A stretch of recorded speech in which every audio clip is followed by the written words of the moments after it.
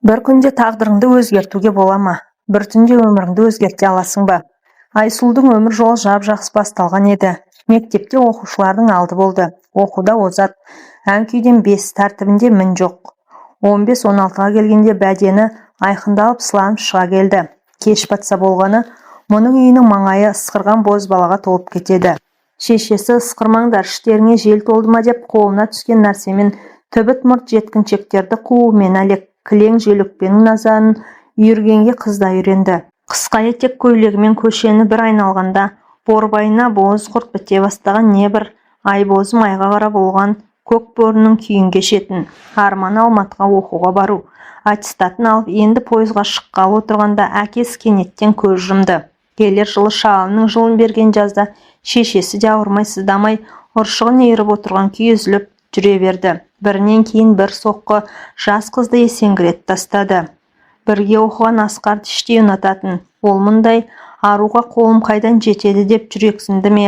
Айсұлуға деген іңкәрлігін білдіре алмады. Көршідегі Самат ештеңе деп емеуірін танытпаса да, әкесі мен шешесінің қазасы үстінде қалбалақтап қасында болды. Келген меймандарға шай қояды, етті де жіліктеп табаққа салудың жайын жақсы біледі. Айсұлу шақырса болды, бар жұмысын сырт тастап осы үйден табылады. Шыққыр көз қайдан көріп қалғанын, кешқұрым ала сиырдың бұзауын айдап келе жатып, клубтың алдындағы ағаш орындықта Асқардың бір қызбен сүйісіп отырғандығын көрді. Жүрегі быт-шыт долдана жылап үйіне жетті. Бұзауды енесінің бауырына жіберді де тамақ ішпестен жатып қалды. Содан кешке дейін жатты. Жастығы жасқа шыланды. Төбеге қарап бір нүктеге қадалып, сүлесоқ кейіпте ішпей арпалысты. Сықыр етіп сыртқы есік ашылғандай болды. Кім бар ей? Саматтың даусы. Айсұлудың бөлмесінде сылдырмақ перде тұтулы тұратын. Соны сылдырлап Самат ішке енді. Жарықты жақпақ боп, оң қабырғадағы түймені түртпектей бастап еді. Айсұлу ақырын ғана жақпай-ақ қой деді. Самат состиып тұрып қалды.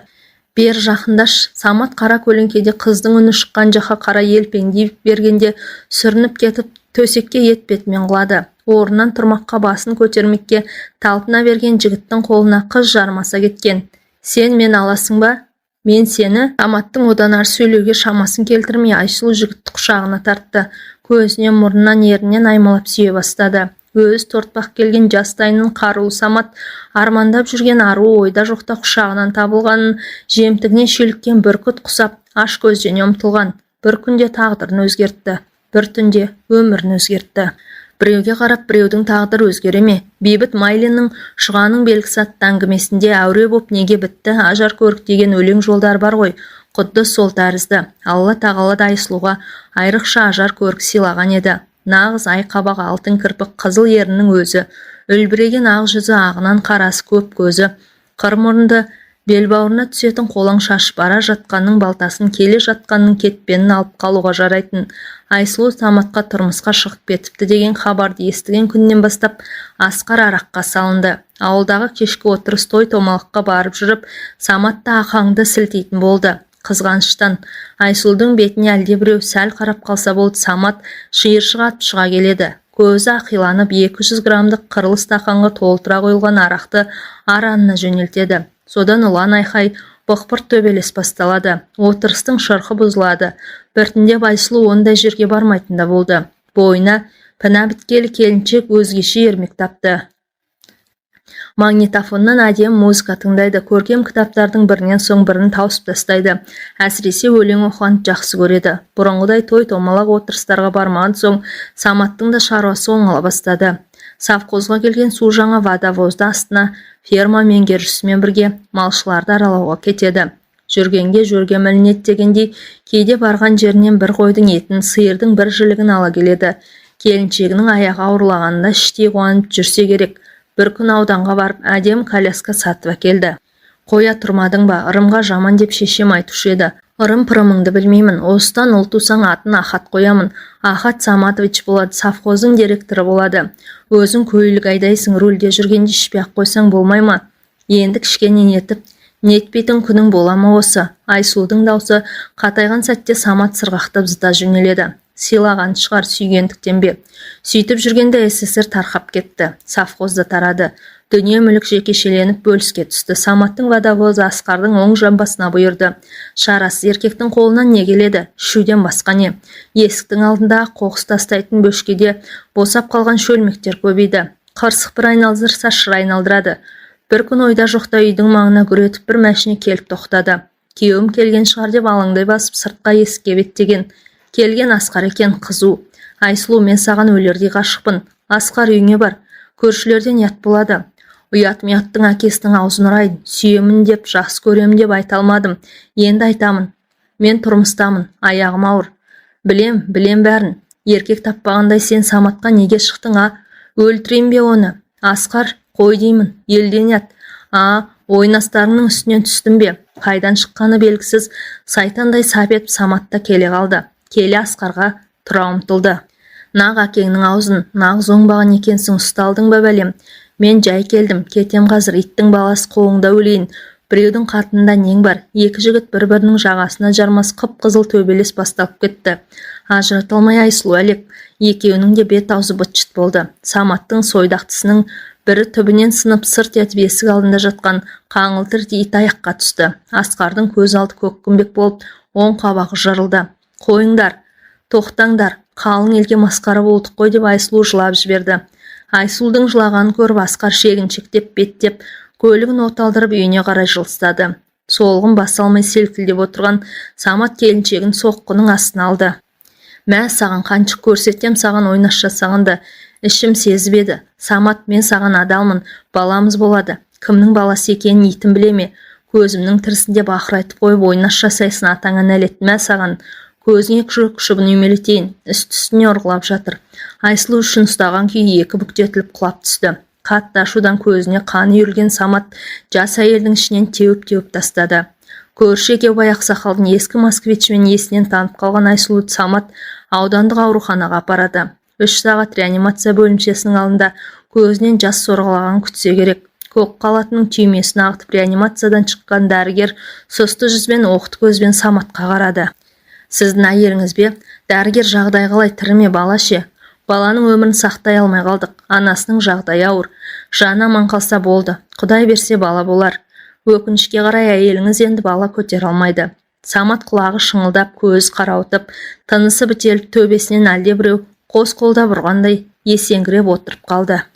Сіз неткен сұлусыз, айдай сұлу Айсұлу, жан дүниесі Байсұлу, осыған дейін ауылда көрінбейтін жүрген Қайсұлу, үстіне ала пиджак киген, алқызыл галстук таққан ақын, ауданға келген құрметті мейман рюмкаға меймілдете қойған коньякты тік тұрып тартып жіберді.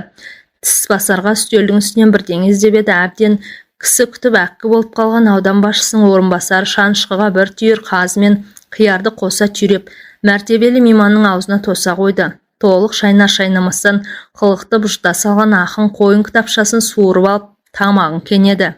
Ақиқатты айтсын деп тіл берілген, солай емес пе? Сіздей сұлуға арнаған жырым. Рұқсат етсеңіздер оқып берейін. Оқыңыз. Мұндай сұлу жанға жыр түгілі өмірді де арнауға болады. Зәмақым зуылдатып жатыр. Так, оқиын. Осындай әдем қыздарға өлең арнамасам, несіне ақын болып жүрмін. Жанарың жауһар, жүзің гауһар жарығым. Ай дидардан тектілікті таныдым. Періштедей үлбірейді ақ жүзің, сенсіз мынау өмірімнің бәрі мұң. Қалай? Керемет емес пе? Сізге поэма арнағым келеді. Тек алдыңыздағы рюмкеден сәл-пәл алып отырыңызшы. Ішпейтін едім. Адам шиін деп шеме. Осындай мөлдіреген қазақ қыздарын көргенде не только арақ уыда ішуге болады. Айсұлу, аздап алшы. Бір-екі ұрттағаннан кісі құрттап кетпейді. Орынбасар әкімде қыстай түсті. Алмасаңыз ренжимін. Сіз үшін неге болса да даярмын. Алып қойыңызшы. Ақын да өлердегі сөзін айтып жатыр. Екі адам екі жақтан қиылғасын, онсыз да қам көңіл жүрген келіншек кісі көңілін қалмасын деп аздап ұрттады. Дегені болған ақын әр тос сайын лепіріп өлең оқыды. Махаббат жырлары, жүрек қылын шерткендей бәр сұлу келіншекке арналғандай. Біраздан соң Айсұлудың басы айналды. Сыртқа шыққысы, үйіне қайтқысы келді. Мен қайтайын. Айсұлу, өзіңмен бір әңгіме бар. Анау бөлмеге барып сөйлесейікші. Айтарыңды айта бер. Бір ауыз ғана. Ақырын көрші бөлмеге өтті. Аудан әкімінің орынбасарын бір-екі рет сайлау кезінде клубта көргені бар. Сымпылдаған жігіт бүгінде жанын қоярда қоймай осында ертіп келген. Астанадан атақты ақын келді. Депутаттыққа түсіп жатыр. кейін көмегі болады. Қасында болшы, шығармашылық адамы деген бөтен ғой, оларға табақ-табақ еттің қажеті жоқ, жылы қабақ болса жетеді деп өлердегі сөзін айтқан. Самат вахтада 15 күнде бір оралады.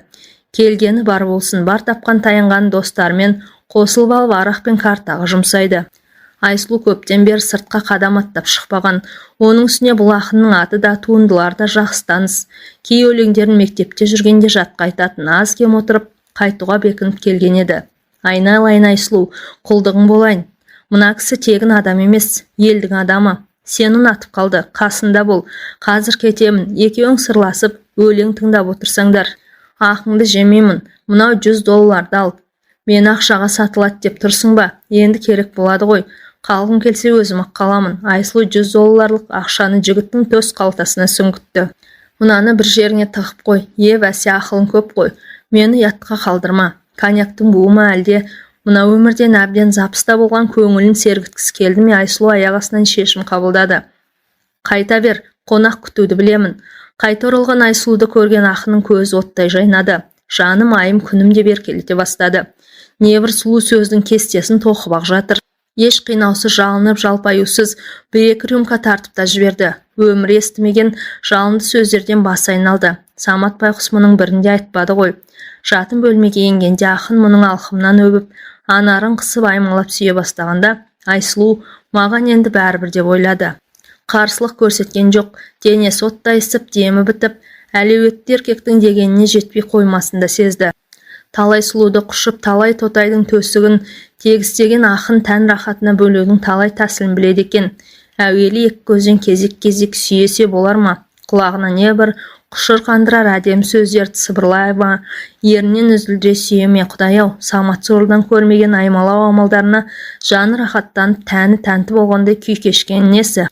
Бір қолмен анарын, екінші қолмен бөксе тұсын сипалап, кіндік тұсқа келгенде домбырамен күй тартқан күйшінің ептілігінде ерке қимылдар жасап, қатайған денесін босатып, дел сал қалыпқа келтірген еркек сұлу келіншектің кепкен аңқасын қандырудың барлық амалын жасап ақ жатыр. Үстіне бір-екі рет шығып қор ете түсе қалатын күйеуінде емес, басқа әлем, басқа ырғақ, басқа күй, келіншек ыңырсып, ыңқылы күшейіп, үстіндегі еркектің әр қимылынан ләззат алып, екі көзін жұмған күй елтіде де қалды. Қиял шарықта Асқар екеу әлдебір теңіз жағасында қол ұстасып, су шашысып, жүгіре басып жүргенде ме? Қалай теңіз толқын екеуінде кезек-кезек тербетіп жатқандай ма өзі? Оттай ыстық демге шарпылып, тынысы бір бітіп, бір үзіліп кететіндей ме? Жағада екеуі де анадан туғандай тыржалаңаш қалыпта, аймаласа қалғандай, ұят-аят атауын асау теңіздің толқынын жұтып жасырып қойғандай. Япырау, мұндай да болады екен-ау деген ойдың түйсік тұсына келгенде тез, кеткенде тез. Әйелдігін кар әлемнің қақпасы ашылғандай, сол қақпаға ешкімнен ұялмай қызармай Хауа ананың көйлегін киіп енгендей, адам атаның үйреншікті қимылы жанға қуат бергендей, әлде бір нәзік ағыс алпыс екі тамырын бүлкілдете үйіріп алып бара жатқандай, толқынға толқын қосылып, әлде әуен, әлде күй бесікте таңылған сәбидің қалпына түсіріп тербете түскендей. Тән рахат осы ма деген тосын сұрақты еркектің ырсылдаған дыбысы жұтып қойғандай, мүлде бейтаныс, бірақ соншалықты ыстық ләззат оны біресе күйдіріп, біресе жандырғандай. Айсұлудың бар ойы осы ырғақ бітпесе екен, осы күй үзілмесе екен дегенге сайды.